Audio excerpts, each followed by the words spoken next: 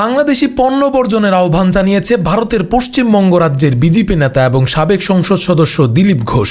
তিনি বলেছেন, বাংলাদেশ থেকে আমদানি করা পণ্যের মাধ্যমে যে অর্থ আয় হয় তা ব্যবহার করে ভারত বিরোধী কর্মকাণ্ড চালানো হচ্ছে, যা মেনে নেওয়া যায় না। দিলীপ ঘোষ আরও দাবি করেন, বাংলাদেশকে অর্থনৈতিকভাবে অবরুদ্ধ করতে হবে।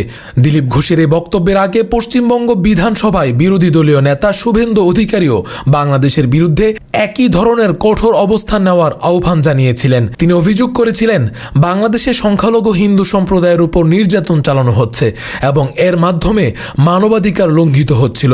গত 10 ডিসেম্বর ঘোজাডাঙ্গা স্থল সীমান্তে সনাতন সমাজ আয়োজিত একটি প্রতিবাদ সভায় শুভেন্দু অধিকারী বাংলাদেশে আলু ও পেঁয়াজ রপ্তানি বন্ধের দাবি জানান। এছাড়া বাংলাদেশের নাগরিকদের ভারতীয় ভিসা বন্ধ করারও আহ্বান জানান তিনি। সেদিন সীমান্তের ঘোজাডাঙ্গা এলাকায় প্রতিবাদ চলাকালে আন্তর্জাতিক বাণিজ্য কিছু সময়ের জন্য বন্ধ করে দেওয়া হয়েছিল। শুভেন্দু অধিকারী দাবি করেন, ভারত বাংলাদেশের উপর নির্ভরশীল নয়, বরং বাংলাদেশই ভারতের উপর নির্ভরশীল।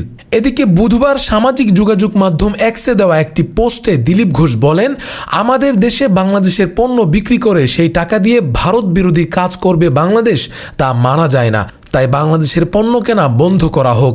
তিনি আরও বলেন, বিজেপি নেতা শুভেন্দু অধিকারীর মতো তিনিও বাংলাদেশকে অর্থনৈতিকভাবে চাপে রাখার পক্ষে।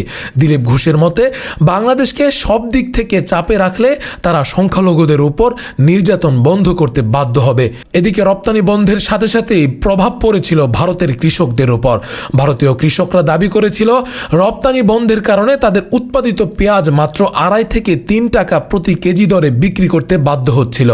এই দামে উৎপাদন খরচও তুলতে পারছেন না তারা। বিক্ষুব্ধ কৃষকরা রাস্তায় পেঁয়াজ ও আলু ফেলে প্রতিবাদ করেছেন। তাদের দাবি, এই পণ্য শুভেন্দু অধিকারী এবং রিপাবলিক টিভির ময়ূখ রঞ্জনকে কিনতে হবে, কারণ তারাই এই সমস্যার জন্য দায়ী। তবে দিলীপ ঘোষ এবং শুভেন্দু অধিকারীর এমন দাবির প্রতি কেন্দ্রীয় বিজেপি নেতারা এখনও কোনো মন্তব্য করেননি। এমনকি কেন্দ্রীয় সরকারের পক্ষ থেকেও তাদের বক্তব্যের সঙ্গে সুর মেলানোর কোনো লক্ষণ দেখা যায়নি। বাংলাদেশ ও ভারতের মধ্যে দীর্ঘদিনের বাণিজ্যিক সম্পর্ক রয়েছে। প্রতিবেশী দেশ হিসেবে উভয় পক্ষই একে অপরের বাজারে পণ্য রপ্তানি করে আসছে। পশ্চিমবঙ্গের সীমান্ত এলাকাগুলো এই বাণিজ্যে গুরুত্বপূর্ণ ভূমিকা পালন করে। তবে সম্প্রতি এমন রাজনৈতিক দাবির ফলে দুই দেশের মধ্যে কূটনৈতিক সম্পর্কে উত্তেজনা তৈরি হতে পারে বলে মনে করছেন বিশেষজ্ঞরা। বিশেষত বিজেপির কেন্দ্রীয় নেতৃত্বের নীরবতা বিষয়টি আরও জটিল করে তুলছে। দুই দেশের সরকারের মধ্যে এ বিষয়ে কোনো আনুষ্ঠানিক প্রতিক্রিয়া পাওয়া না গেলেও বিশ্লেষকরা বলছেন, এ ধরনের বক্তব্য প্রতিবেশী দুই দেশের মধ্যে বিদ্যমান শান্তিপূর্ণ সম্পর্কের উপর প্রভাব ফেলতে পারে। রাকিবুল ইসলাম রইস, ফেজ দ্য পিপল।